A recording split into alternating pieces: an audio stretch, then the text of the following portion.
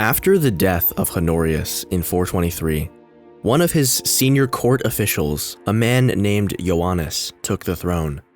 He was not recognized by Theodosius II, the emperor in the east, who orchestrated a campaign and invaded Italy to destroy the usurper. This campaign was successful, and Ioannis was killed in the summer of 425. Theodosius installed the rightful emperor on the throne of the West.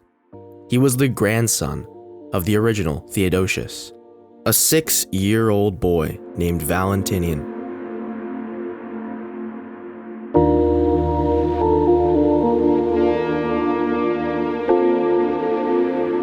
This is not a video about Valentinian III. The late history of the Roman West was dominated not by mighty emperors, but by military generals who monopolized power without seeking the throne. A number of these generals sought to gain power in the aftermath of the death of Honorius, but one man rose head and shoulders above the rest. His name was Flavius Aetius. The circumstances of Aetius's early life are unclear, but we know that he was born around the year 391 into the Roman political elite in the Balkans, the son of a general. He was frequently present in Honorius's court in Ravenna, and as a teenager, he was sent to be a hostage in the court of Alaric in 405.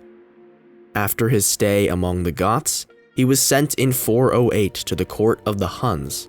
He would spend a decade there, learning about Hunnic life, culture, customs, political structures, and military organization. This knowledge would prove useful to him. Aetius first entered the stage of grand Roman politics in the midst of the war between Ioannis and Theodosius. He arrived on the scene with an army of Huns, ready to fight for the usurper. But he was a couple months late, and Valentinian III had already been installed as emperor. Instead of fighting a war for no reason, Aetius negotiated a deal with the court of Valentinian. He sent his Huns back home and secured for himself an appointment as the Magister Militum of Gaul. Aetius immediately began distinguishing himself in Gaul. He first launched a campaign against the Goths, who were trying to seize territory outside of Aquitaine, and successfully contained them to the south of the province. He then fought against the Franks, who were trying to assert direct control of cities across the Rhine River, pushing them back. The first years of his career in command were spent bouncing around trouble spots in Gaul and around the empire. He also secured the Alps and the Danube during this period, in addition to more campaigns against the Franks and Goths. It's worth taking a little bit of time to assess Rome's relationship with peoples like the Goths and the Franks. Things were not as simple as Romans versus barbarians all the time. When the Romans weren't fighting the Franks, they were making agreements with them. These agreements allowed the Franks to benefit from economic connections with Rome in exchange for defending the Rhine frontier. Roman armies of this time also contained large contingents of Franks, Goths, Vandals, and other foreign peoples. Aetius almost certainly had some Franks on his side when he went to fight the Franks, and some Goths on his side when he went to fight the Goths. It's best to see the Roman-barbarian relationship during this period as an unstable fluctuation of alliance and antagonism, combined with a good deal of cultural mixing and economic exchange. The barbarians, while they did burn and loot and steal, were not tearing the Roman world up from the roots. They were latching on to the Roman world, benefiting from it, and playing a role in the imperial system that continued to sustain it. Aetius was not the only political force in the West at this time. There were 3 other major political powers. Flavius Felix, who was technically the empire's most senior general, Bonifacius, who was the governor of Africa, and Galla Placidia, who was the mother of Valentinian III and the daughter of Theodosius I. Placidia, who was essentially the emperor in place of the child Valentinian, was one of the most influential women in Roman history. and she played a major part in the civil wars of this period as an early enemy of Aetius. She sent an order to Bonifacius, recalling him to Ravenna, but Bonifacius refused and went into rebellion. Meanwhile, Aetius successfully outmaneuvered Felix, who was allied with Placidia, and orchestrated his execution in 430. Bonifacius, in order to augment his strength, made an alliance with the Vandals, who were still occupying territory in Spain. Under the protection of Roman naval forces from Carthage, the Vandals crossed the Straits of Gibraltar into Africa. Bad idea. Bad idea. After the Vandals arrived, relations quickly broke down and battles were fought, with the Vandals victorious. Bonifacius and the rest of the Roman forces were pushed back to Carthage by 432, when Bonifacius was again recalled to Ravenna. This time he accepted and was given high authority over Placidia's military forces. However, when Aetius came down from Gaul, Bonifacius was defeated and killed in a decisive battle. In 433, Placidia finally acquiesced to Aetius, making him the supreme military authority in the West, and giving him the title of Magister Militum. The following decades of Aetius's hegemony were marked by perpetual activity. Aetius never stopped moving around the empire, checking and balancing Rome's various threats. The historical record is very spotty, and it is difficult to pin down where he was in any particular year. We know he fought several wars with the Goths, the Franks, and peasant insurgents who were unsatisfied with being neglected by imperial authority. No progress was really made in the course of these campaigns. All Aetius was managing to do was barely preserve the status quo. He was like a sailor on a damaged ship, running back and forth patching leaks just to keep the ship afloat. In 437, Aetius invaded the kingdom of the Burgundians, which was occupying Roman cities on the Rhine, and crushed them in a battle at the city of Worms. In a rare instance, the battle devolved into a mass slaughter. Over 20,000 Burgundians died. However, Aetius was not without mercy or pragmatism. He allowed the remaining Burgundians to settle in the south of France in 443, where they formed a semi-autonomous state. Also in 437, Valentinian III finally turned 18, marking the beginning of his independent reign. Aetius attended the ceremony that formally invested Valentinian with the full powers of the imperial office. Yeah, Aetius continued to be the one who actually did stuff, while Valentinian continued to be the guy who sat around in Ravenna.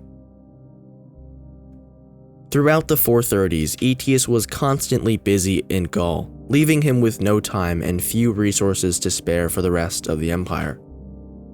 Because of this, despite reinforcements arriving in Africa from the Eastern Empire, the great city of Carthage fell to the Vandals in 439. Africa, which had once been a hub of trade and a vital breadbasket for the province of Italy, was lost. In Roman Hispania, the situation was deteriorating. The Vandals had left for Africa, but the Suebi and other affiliated tribes were still occupying territory, and in many places they were joining forces with more peasant rebels to present Aetius with a massive challenge. As far as we know, Aetius spent little time commanding forces in Hispania personally, but his generals had limited success, largely failing to make progress against the newly independent armies in the province. Meanwhile, Aetius and his lieutenant, a man named Majorian, successfully fought off another invasion of Gaul by the Franks. After almost 2 decades of command over Gaul and the rest of the West, Aetius had done his best. Despite losing Africa, he had prevented major losses in Gaul and Hispania while keeping Italy safe. However, for a reason entirely out of his control, everything was about to fall apart. Because in 451, the Huns finally came calling. The king of the Huns, Attila, had had his eyes on Gaul for a while.